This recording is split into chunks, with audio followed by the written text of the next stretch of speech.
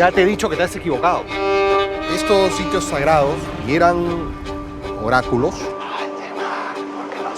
La gente te sigue esperando. Somos ellos. No me quieras joder. Tú siempre has sido un inútil. Por eso tienes que volver a contactarte. Yo lo sé porque esa noche justo hubo un temblor.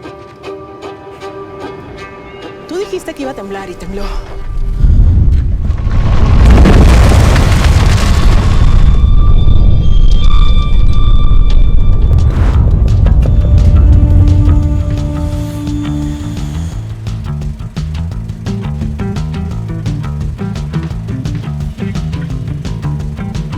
Vamos a comentar un poquito sobre nuestros invitados, nuestras invitadas.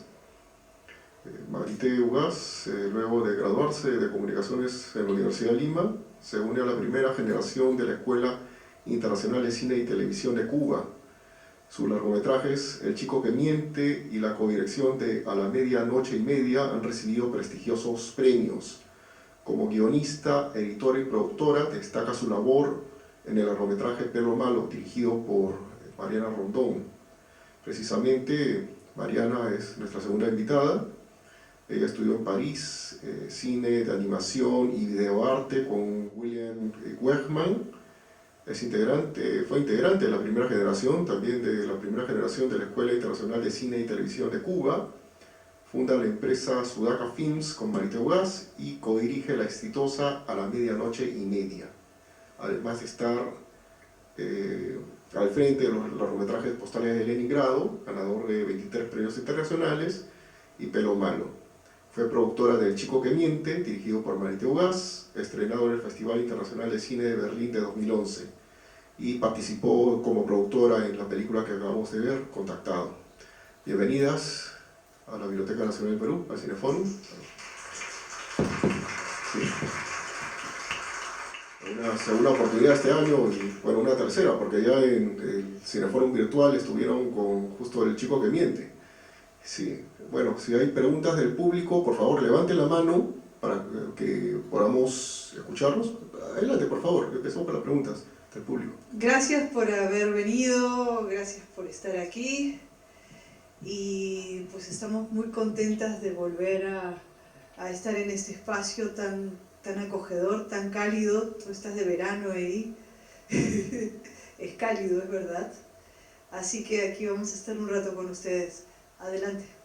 Buenas noches, muchas gracias por estar aquí, muchas gracias a la Biblioteca Nacional del Perú por estos eventos culturales tan importantes y por estar aquí ustedes presentes, ¿no? Muchas gracias. Esta película en realidad, el título Contactado, obviamente uno lo escucha y lo relaciona con los temas de los platillos voladores, ¿no? Los temas ufológicos, pero al ver la película en realidad yo creo que mi percepción ha sido que esta película tiene que ver más con la cuestión de las religiones, de la fe, ¿no? Y se ve en una parte de la película, por ejemplo, el movimiento Alfa y Omega, ¿no? Que es un sincretismo de platillos voladores, con comunismo, religión, reencarnación. Lo sé muy bien porque yo vivo en Lince, ¿no? Y en Lince está la sede principal de ese movimiento. En otras partes de la película también se ve que el protagonista está vinculado con un estudio de religiones, de creencias, ¿no? Entonces me parece que el tema central de esta película es eso, ¿no? El seguidismo, el culto de la personalidad, que está representado muy bien con el papel principal de Baldomero Cáceres, ¿no? Y al final, el muchacho que tanto lo exhorta para que siga, para que resurja de lo que él fue en el pasado, se ve en la película que él es el que está siguiendo sus pasos, ¿no? Y el personaje principal queda como desplazado, ¿no? Como desplazado, como que no quiere saber nada, ¿no? Y ese es el comentario que yo tengo de esta película, porque me da esa impresión que es la cuestión de la fe, ¿no? Que alguien tiene que creer en algo en esta vida, ¿no? Y disfrazado otra vez con el tema de ufológico, ¿no? Quisiera saber cuál es la parte principal de la película, o si es que, bueno, al menos yo la he percibido así, ¿no? Gracias. Gracias a ti. Sí, efectivamente, lo que mueve esta película son estos conflictos de la fe y sobre todo los conflictos y la lucha por el poder, ¿no? El poder de tener el control de un discurso sobre los otros, un poder mal habido en todo caso, un poder que pretende manipular a quienes están entregándoles un deseo o más bien una necesidad de creer. Y sobre eso la reflexión. Y en el mundo de la ufología, porque se nos hizo fascinante la relación que tenemos aquí los peruanos con el fenómeno OVNI, que se nos hace tan cotidiano. Los peruanos, los chilenos, sobre todo América del Sur, ¿no? Y lo digo tan especial porque se diferencia de cómo se puede percibir este fenómeno en otras latitudes, ¿no? Hablamos del occidente en el norte, Estados Unidos o mismo en Europa, donde se utilizó este fenómeno para generar a partir de ellos al enemigo, ¿no? El extraterrestre es quien te va a abducir, es el miedo, es obviamente el trasladar los terrores de la época de la Guerra Fría y tal a estos personajes, ¿no? Y siempre aprovechándolos por ese lugar.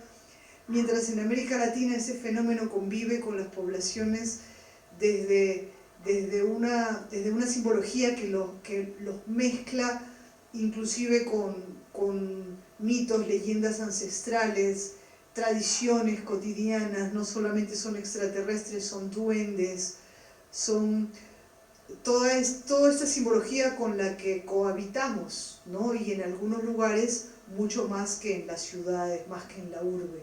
Y eso queríamos también rescatar. ¿Alguna otra pregunta? Para agregar una cosita, lo impresionante y bueno, fascinante también, que fue, muchas de las imágenes son documentales, o sea, está hablando la gente en lo que realmente cree, lo que cree que vio, lo que le pasó. Entonces, digo, eso fue también muy emocionante, llegar a Chilca, llegar a los lugares y tomar esos testimonios, ¿no? Precisamente esos testimonios que hemos visto son ciertos, son reales, o ¿tienen algún guión? Nosotros lo que hicimos fue como un recorrido. Yo soy venezolana, trabajamos en Sudaca Films desde hace, no sé, casi 30 años haciendo cine entre Perú y Venezuela. Pero para mí fue sorprendente. Cuando yo llegué, yo no sabía esto, y empezamos a trabajar y empezamos a tomar esos testimonios. Es sorprendente. Sorprendente el grado de creencia y de fascinación y de respeto que despierta también esto, ¿no? Más allá de que nosotros creamos o no, eso no tiene nada que ver. Tiene que ver las creencias de cada quien, y sí, esos testimonios eran reales, era lo que ellos habían visto o creían ver. No importa si la verdad de lo que vieron no es lo que importa, importa que ellos realmente creían en eso, y eso era lo que nos importaba, esa fe y esa creencia, ¿no? Y sobre todo el respeto hacia esas creencias, ¿no? Acercándonos siempre desde un lugar de respetar absolutamente eso en lo que ellos están poniendo, en este caso, su fe. Bueno, buenas noches. Mi nombre es Yesenia Rosa González Llanos y sí, es la primera vez que vengo a la Biblioteca Nacional del Perú y me gustó mucho la película. Sobre todo, como decían, ¿no? Yo he podido ver como una trilogía, o sea, la religión, los ovnis y también las huacas, que nosotros tenemos costumbres ancestrales, tanto en la costa, en la sierra y en la selva, ¿no? Y también, ¿por qué no? O sea, ¿por qué pensar que estamos solos en el mundo, ¿no? Y además, me gustó mucho la parte que a las personas le entrevistaban, que sí eran testimonios y cómo ellos sentían, ¿no? Que es casi como el ciudadano de a pie, como nosotros, que si nos preguntan si alguna vez hemos tenido algún contacto o alguna visión o hemos escuchado, diríamos que sí, que mayormente, por ejemplo, yo, ascendente y mis descendientes son de la sierra. Y siempre escuchábamos que cuando se veían las montañas, lejos, lejos había luces, y también, ¿no?, que en Machu Picchu o en algunas culturas ancestrales nuestras, que siempre hemos recibido ayuda, ¿no? Entonces la verdad que me gustó mucho y es un privilegio de tener a ustedes, que son las directoras, las productoras, que nos respondan las preguntas. Muchas gracias. Primero que nada, felicitaciones, es una muy buena producción, definitivamente creo que a más de uno nos ha gustado, ¿no? Y sobre todo siendo cine peruano, ¿no? Y más allá de peruano, ¿no? Uniendo fuerzas a través de Latinoamérica, Sudamérica, ¿no? Me gustan mucho también las intervenciones que han habido, ¿no? Porque nos dan la interpretación y eso termina enriqueciendo lo que acabamos de ver. Pero quizás mis preguntas son un poquito más caprichosas con respecto tanto al personaje dentro del guión, Aldo, que comparto su nombre, y con Gabriel, ¿no? La primera de Aldo va más ligada a una idea de personaje tanto como guión, o sea, porque vemos una persona que ya está cuasi desarmada, ¿no? Que ya está descontactada, si podemos decirlo. Entonces, mi primera pregunta es, y son porqués, ¿no? Y por eso es bonito esto para poder preguntar más allá de lo que hemos visto, ¿no? ¿Por qué ese final tan irresoluto para él, ¿no? Y el contrario, y que ya es una pregunta que va más si estoy dentro de ese universo, ¿no? ¿Por qué Gabriel el otro destino, ¿no? Un destino tan absoluto, ¿no? En apariencias era una persona, ¿cómo decir, no? Que estaba buscando más y al final encontró tanto más de lo que pudo él mismo administrar, ¿no? Encontró como su razón, ¿no? Parecía que estaba cumpliendo el papel, ¿no? Que antes estaba dudando. Entonces, son cuestiones que me parece que pueden enriquecer y me gustaría saberlo de mano de las creadoras. Gracias. Claro que sí, justamente por eso son tan ricos estos eventos que organiza la biblioteca, porque abre un abanico tremendo, ¿no? Los porqués que tú preguntas, como lo que ha sido para ti una resolución, otras gentes van a tener otros. Vale decir, efectivamente el protagonista empieza como un ser totalmente derrotado, ¿verdad? Está viviendo en una casa que se le cae un poco encima y ya no cree en nadie. Y de pronto viene alguien y lo entusiasma y nuevamente se despierta el ego. El ego que es tan fuerte y que tumba pues, tantas posibilidades que se te pueden presentar. El arco que tiene este personaje es va nuevamente hasta arriba, casi conquistar otra vez el cielo para caer de un sopetón. Final irresoluto no se me hace, sino más bien se me abren muchas otras opciones de este personaje, que finalmente lo que lo tenía a él ahí era no otra cosa sino el miedo a sí mismo, el miedo a ver si finalmente lo logra o no.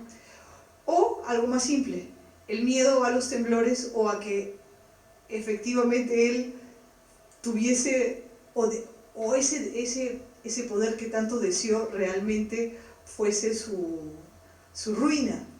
Y todas esas son posibilidades abiertas. ¿Qué cosa es lo que es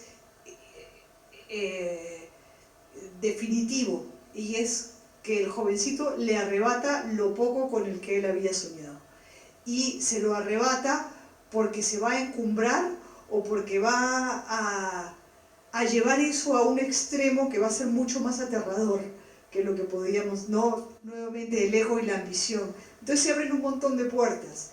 Y no lo que tratamos nosotras como guionistas, además ambas somos escritoras de nuestras propias películas, quiero decir, lo escribimos entre las dos, es tratar de construir estos personajes que sean multidimensionales y que puedan ser leídos en distintas fases hacia su final a partir de cosas muy claras en su construcción. No sé si me explico, no me expliqué mal, ¿no?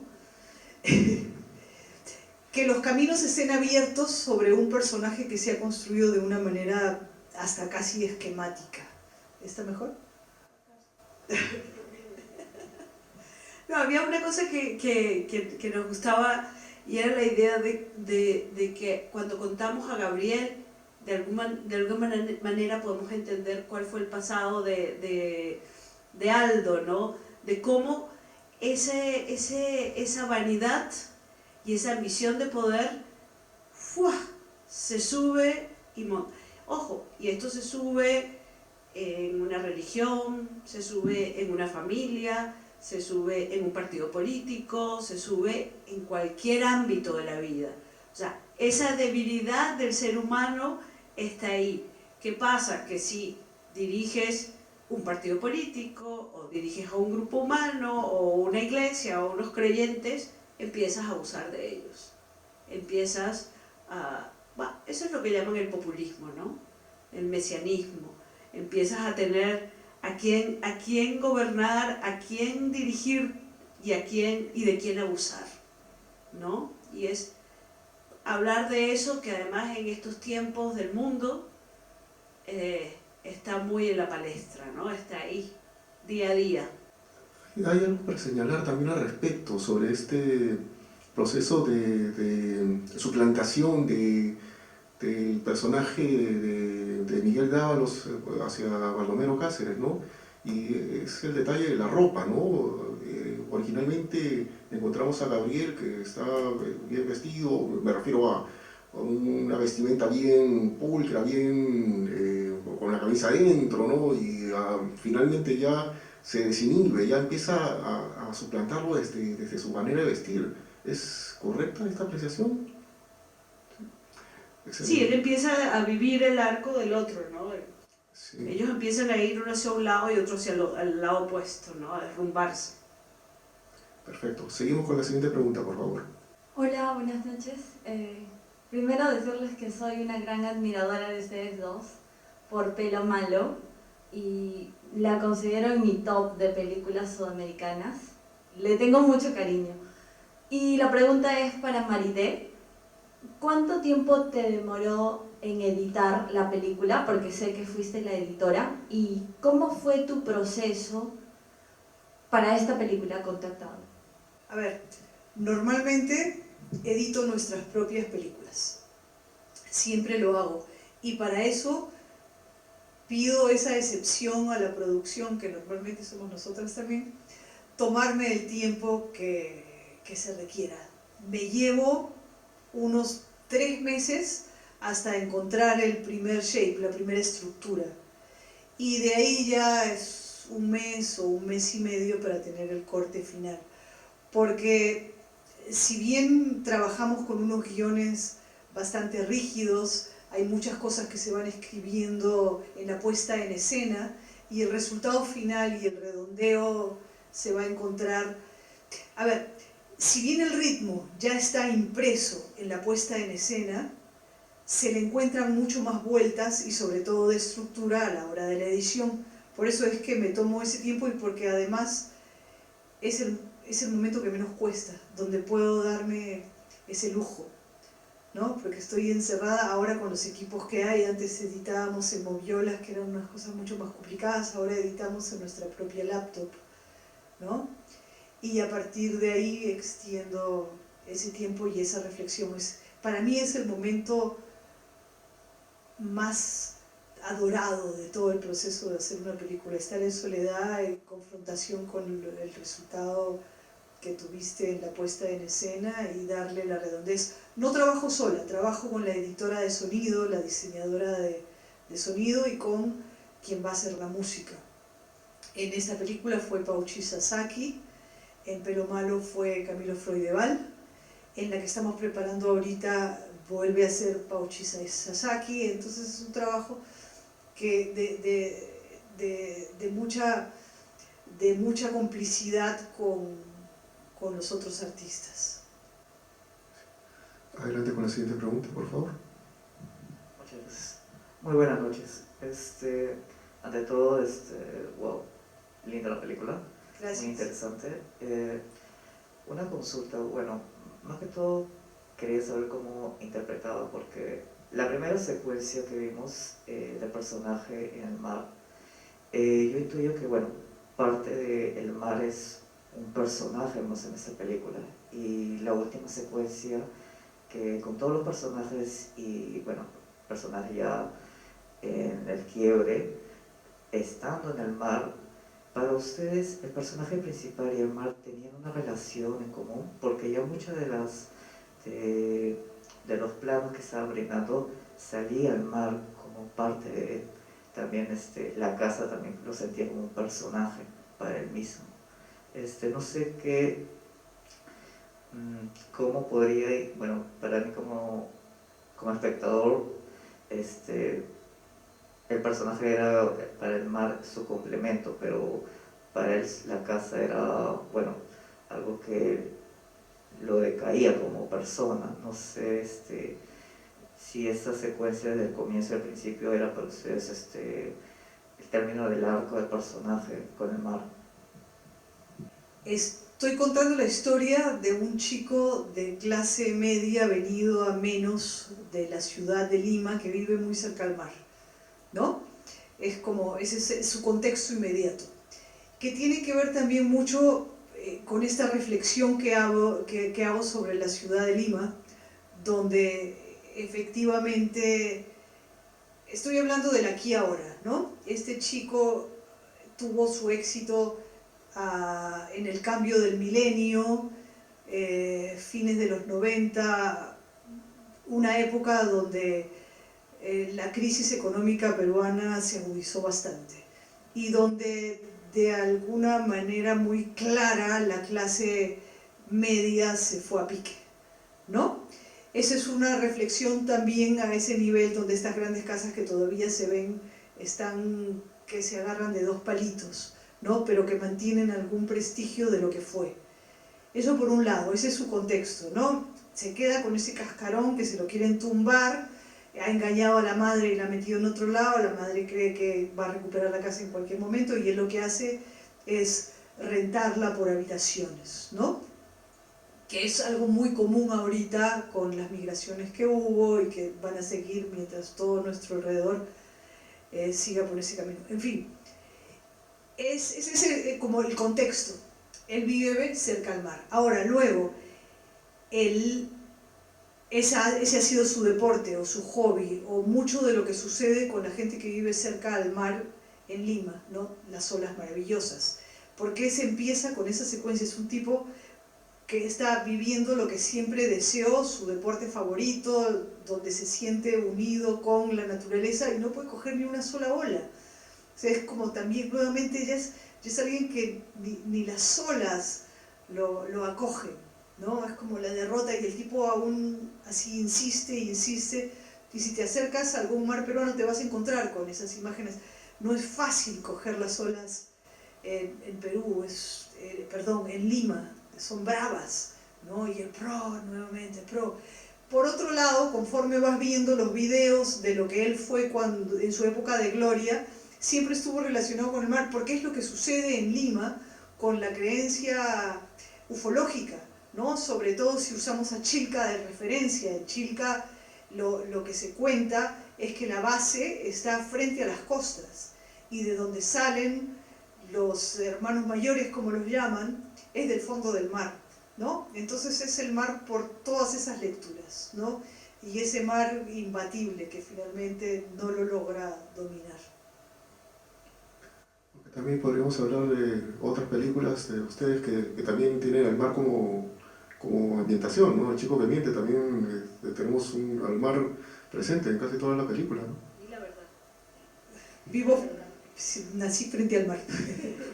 Y la primera película que hicimos era una película también un poco de cambio de milenio, distópica, donde una niña esperaba con ansias que llegara la gran ola prometida, ¿no?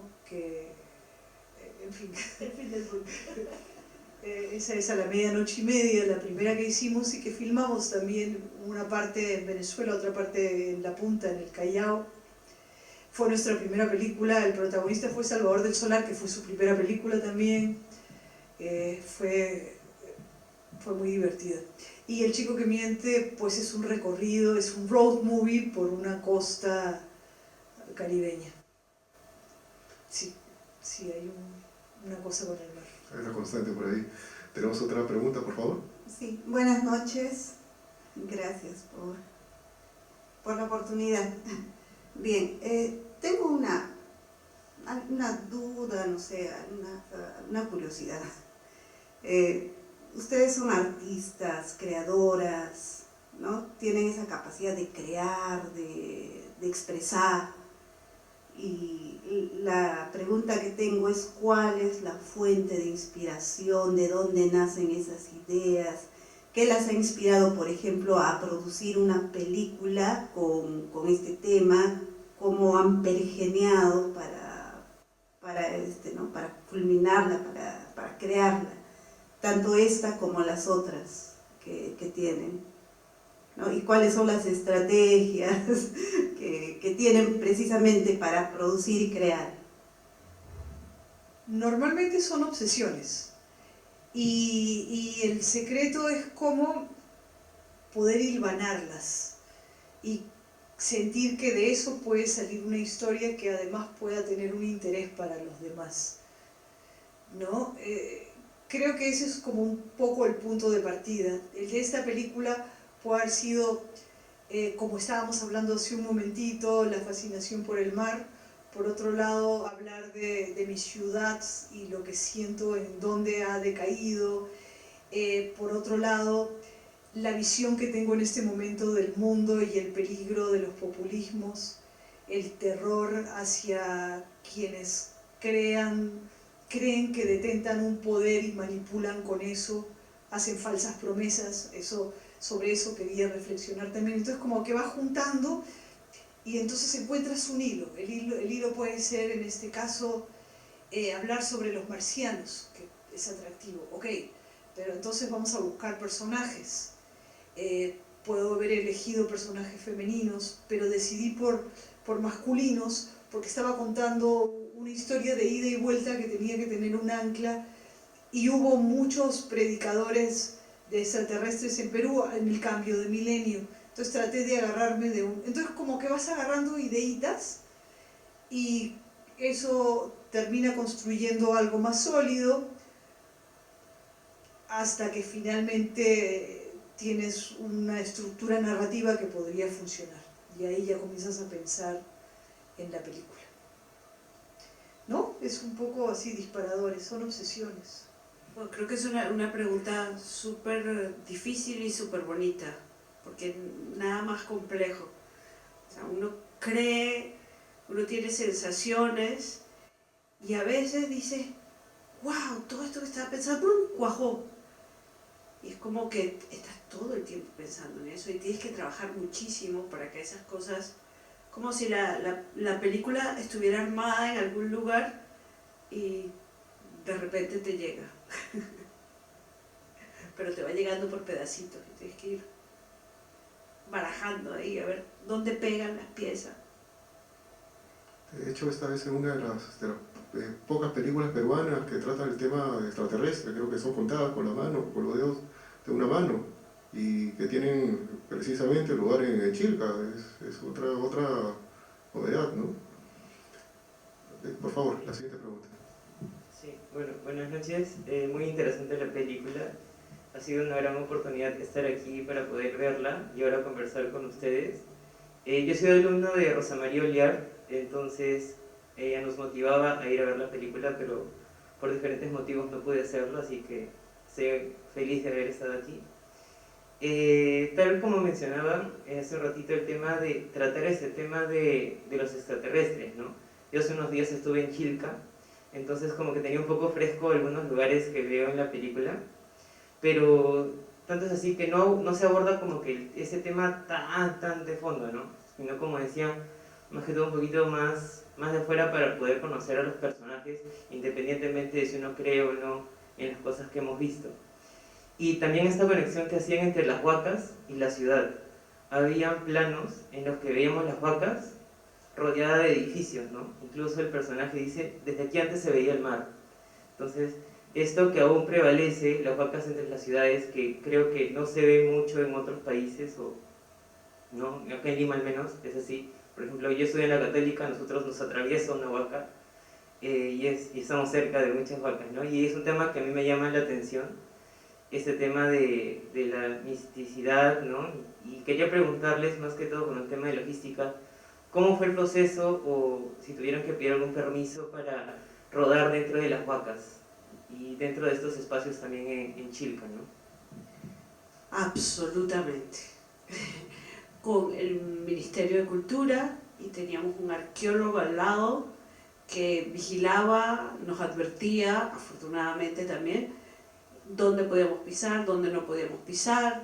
También hicimos pago a la tierra, hicimos millones de cosas, porque además creo que es lo más fascinante, yo como extranjera, de poder ver una ciudad donde existe semejante arquitectura. Creo que es único, es el Cairo y es Lima que puede tener eso, ¿no? Entonces, cuidamos muchísimo y siempre tuvimos un arqueólogo al lado. Nunca tocamos nada que no sin la autorización del arqueólogo, porque, bueno, es un privilegio, ¿no? Es un privilegio. Y trabajamos en huacas que están recuperadas, que están cuidadas, que están atendidas, pero también en otras que no, y tuvimos los mismos cuidados, ¿no? De no tocar algo que pudiera afectarla. O sea, creo que fue lo más importante a la hora de empezar el rodaje, o sea, como el trato con nosotros mismos, con el equipo de trabajo, de cuidar las huacas.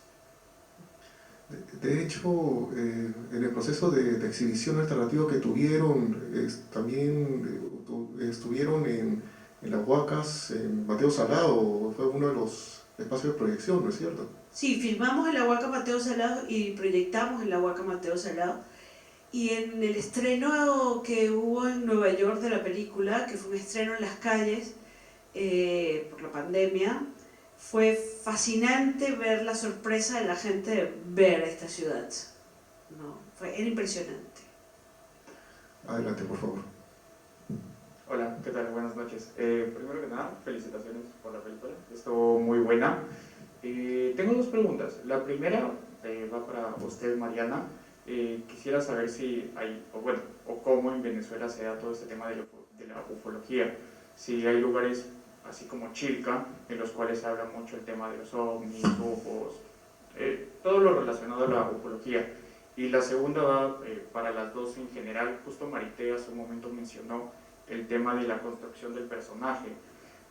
Me gustaría saber más o menos cómo hicieron para deconstruir un personaje que se sentía cómodo en un espacio que era suyo, como la playa, en el cual él llevaba a cabo estos rituales de su supuesta religión, creencia, con el tema de otros seres del más allá.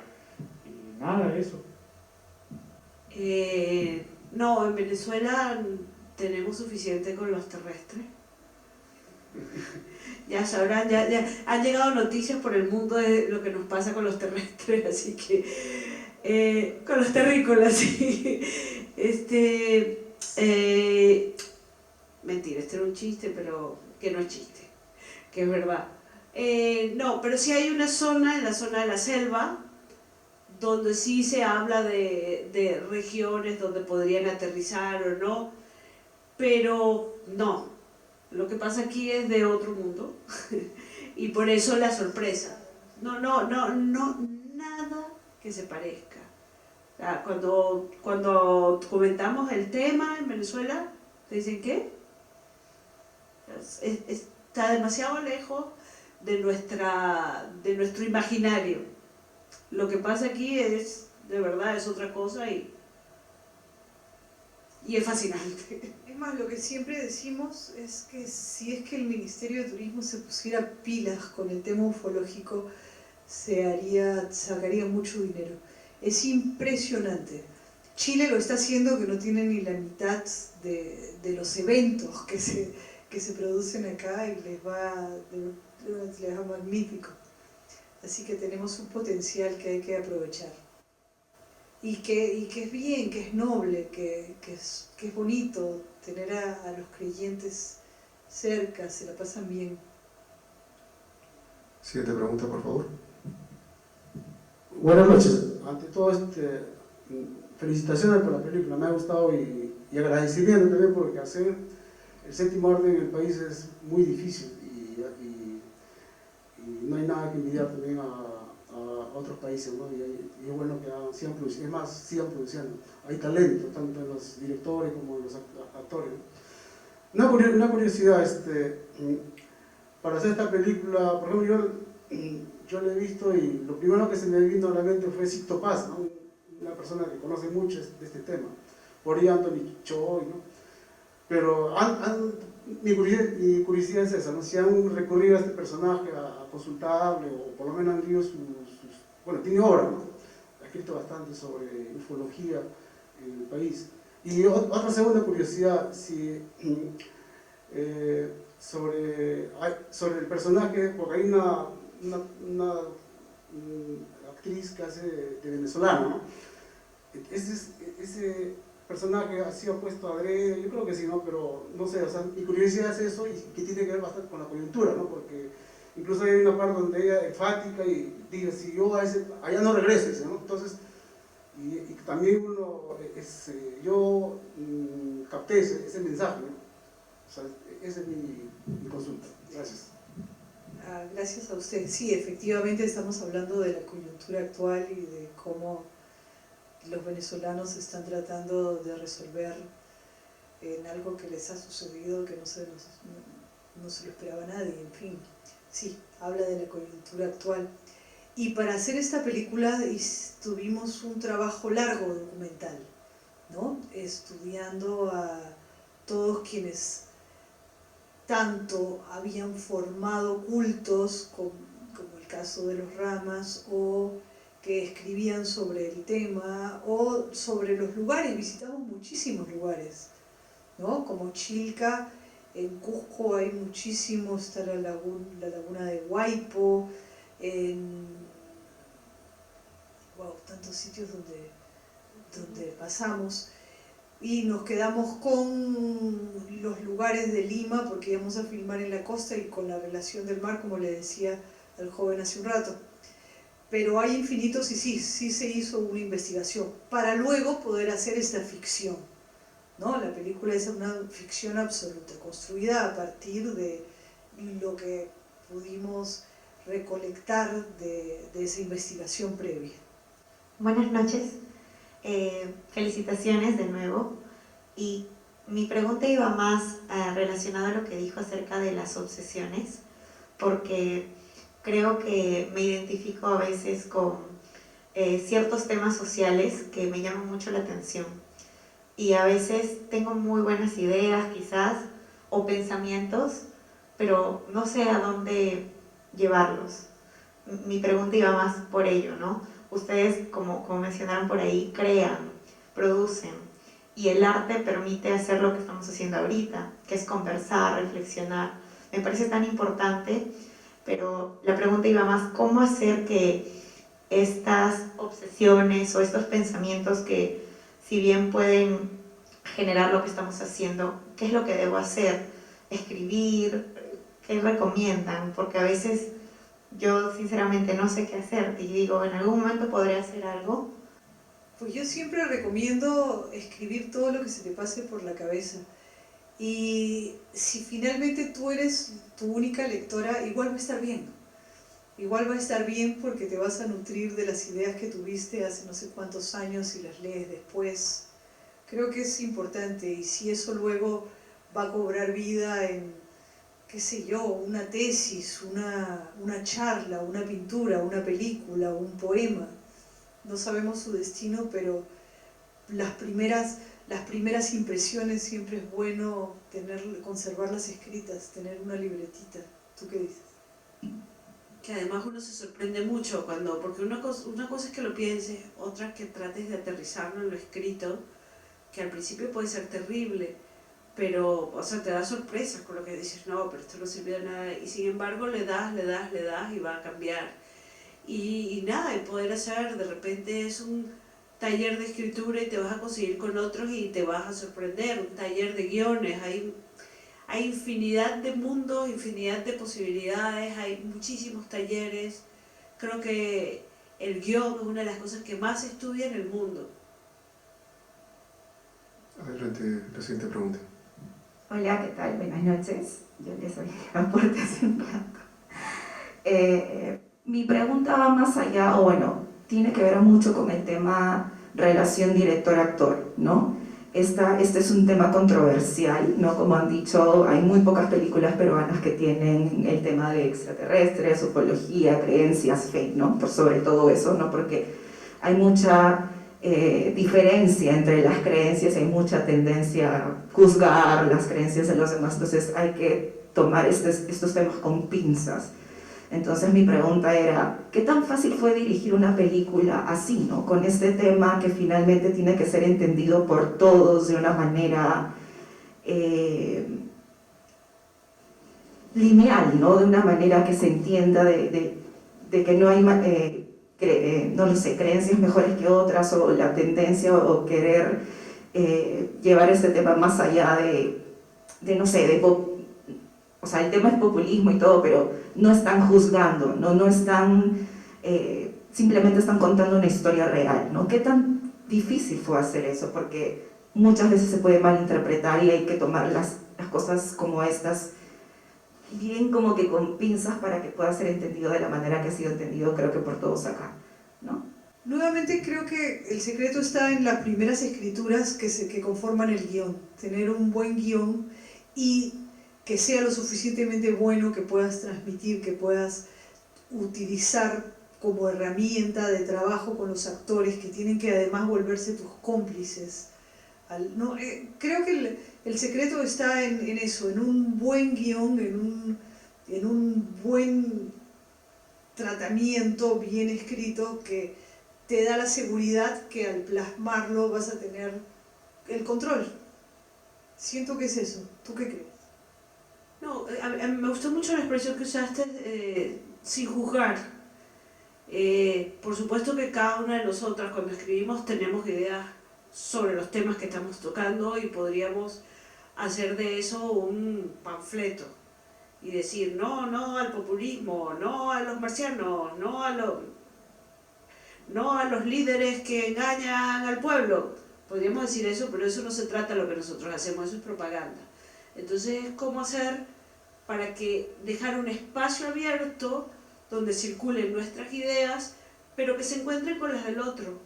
Y el otro pueda decidir qué pensar o no imponernos. Porque si no estaríamos haciendo lo mismo que estamos hablando de esos líderes, ¿no? Tenía dos grandes curiosidades sobre la película. La primera era al respecto de las gotitas que tomaba el personaje. Me pareció muy curioso que durante toda la película se iba viendo más esas ganas de encontrar ese producto y tomarlo, ¿no? Y cuando ya pasaba mucho tiempo que no lo tomaba, se ponía muy nervioso, histérico y quería saber qué significaba ello. Esa es mi primera curiosidad. Y la segunda curiosidad era sobre los mellizos. Vimos la Laguna Mellicera y luego vimos como una feria o un festival con muchos mellizos de todas las edades. Entonces mi curiosidad era si eran mellizos del mismo pueblo de Chilca o fue un casteo, un casting externo. Si me pudieran responder esas dos curiosidades, muchas gracias y felicitaciones. Gracias. Efectivamente, esa feria de mellizos es real y sucede en Chilca. Una de las virtudes que exporta Chilca a sus visitantes es justamente la Laguna Mellicera. Quien se baña ahí y está gestando va a tener mellizos, es su tradición. Y gracias a esa tradición hacen estos encuentros donde juntan a mellizos. Y preguntando entre ellos, no todos son de Chilca, pero son habituales a estos encuentros. Entonces sí, es gente que fue convocada ahí porque ya lo sabía, porque ya tenía esa costumbre. Y lo de las gotitas tú lo respondiste. Cuando deja de tomarlas se pone muy ansioso y los nervios es para eso las gotitas. Es cualquier gotita que te calme los nervios. ¿Qué necesita? Necesita esa dependencia para poder tener controlado su estado anímico. Es un poco eso. Gracias. Adelante. Buenas noches, Marité. Buenas noches, Mariana. Gracias por este espacio y realmente he reflexionado bastante con la película y sobre el poder. Mi pregunta va más por el lado de la distribución, porque esta película es de 2020, o sea, en plena pandemia. Cuéntanos un poco más acerca del proceso. Nosotros llamamos a esta nuestra película pandémica. Esta es nuestra película número 6, creo, ¿no? Y sí, estábamos a punto de estrenarla en Tribeca cuando nos cayó la pandemia y nos recluimos y los boletos y los... Nos bajaron del avión. Exacto.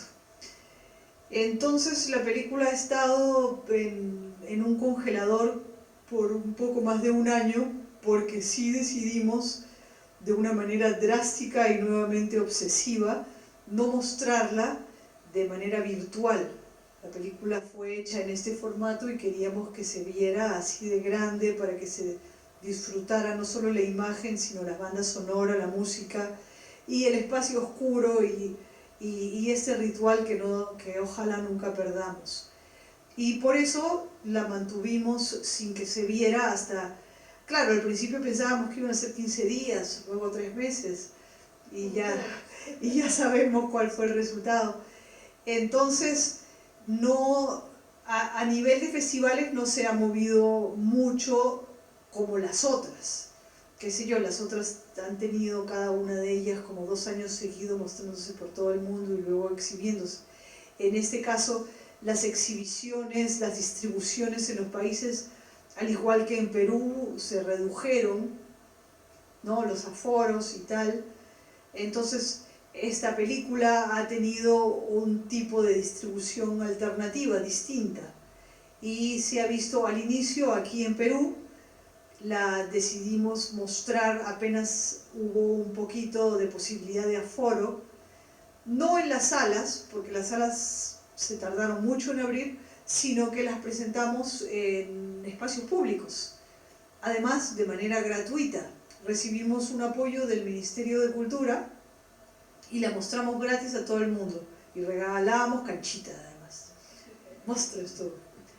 Y así se vio durante 2 meses, casi 3, luego empezaron a abrirse los espacios como este, donde le hemos mostrado, como otros lugares llamados salas alternativas, porque las salas comerciales estaban pues condenadas a estos espacios, a estos aforos pequeños. En el resto del mundo se sigue distribuyendo, por ejemplo, a fines de este mes sale en Brasil, acaba de estar en Estados Unidos en salas pequeñas, entonces sigue teniendo una distribución pero mucho más limitada a comparación con las otras películas. Pero bueno, es lo que nos cayó a todos. Ya veo que se están yendo, ya es como un buen rato y más bien les agradezco su paciencia y las ganas de haber estado conversando con nosotros. El mejor público que hay, ¿eh? El de la biblioteca y el peruano es el mejor público que hay. Gracias.